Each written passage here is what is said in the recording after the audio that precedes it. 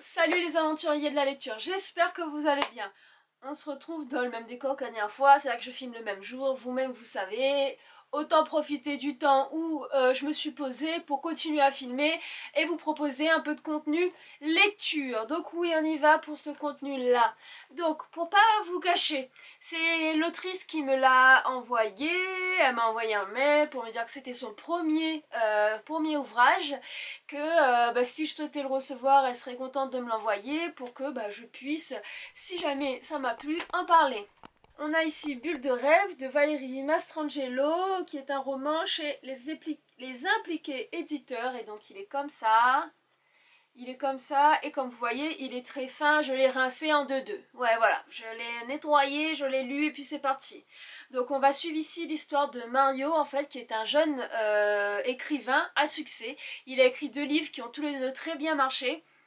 Et tout ça lui est monté un peu à la tête à base de fêtes, à base de folie et à base d'un peu de drogue. Donc il a un accident un jour, il atterrit à l'hôpital, pas de grosses séquelles si ce n'est que voilà, la drogue aussi mise en jeu, et donc il est invité fortement et il part en cure de désintoxication. Malheureusement il se fait reconnaître là où il est, c'est dit sur les réseaux sociaux alors que lui a annoncé partir en vacances, et les rumeurs et tout ça, ça va commencer à se déchaîner sur lui. Il va décider de prendre le large grâce à son éditeur et d'aller se reposer à Castiglione, si je dis pas de bêtises, voilà. Et tout le monde est en attente de sa prochaine écriture, de son prochain roman, mais lui était en grande difficulté. C'est pas pour rien qu'il est tombé dans la drogue, c'est pas pour rien, il a des choses à régler, et on va voir comment est-ce que ce voyage va lui permettre de régler. Quand je vous ai dit ça, je vous ai déjà raconté une bonne partie, donc on va s'arrêter là. Voilà. Qu'est-ce que j'ai pensé de ce livre? Pour information, si j'ai lu derrière, Valérie Mastrangelo, en fait, elle a été comédienne dans des compagnies théâtrales. Elle publie sa première théâtre Derrière le miroir, qu'elle mettra ensuite en scène, et Bulle de rêve est son premier roman. Cette information n'est pas anodine. C'est-à-dire que j'ai bien aimé l'histoire. C'est un roman jeunesse, hein. C'est pas, voilà, ça se prétend pas être autre chose qu'un roman jeunesse, parce que c'est pas écrit, mais elle me l'a précisé. Donc c'est un roman jeunesse, et ça a le format du roman jeunesse, c'est-à-dire que c'est écrit assez gros, c'est assez espacé, et l'histoire se passe assez vite. Et d'ailleurs, j'ai beaucoup aimé l'histoire, je trouve que Mario est un personnage intéressant, que ce qui va lui arriver et les différents événements et toute la réflexion qu'il va mettre en place est hyper intéressante et peut faire beaucoup écho à la jeunesse en fait, aux jeunes d'aujourd'hui, à ce qui peut leur arriver, leur relation avec leurs parents, la relation avec toute la tentation, la relation avec le succès, avec l'échec. C'est assez intéressant toute cette réflexion. Et j'ai bien aimé la façon dont c'est amené.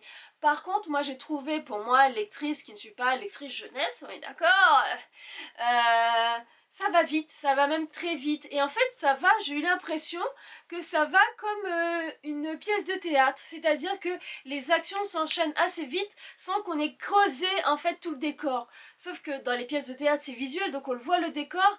Et ici, pour moi, il a manqué cette phase-là où on décrit le décor, on décrit l'ambiance, on décrit les émotions, on décrit ce truc en plus en fait qui nous permettrait de nous attacher davantage à Mario, à tout son personnage, à tout ce qu'il vit, à comment il ressent les choses, parce qu'au final on nous explique pas bien le vécu corporel qu'il a de ses émotions et comment est-ce que ça le perturbe et comment ça lui l'envahit dans sa tête.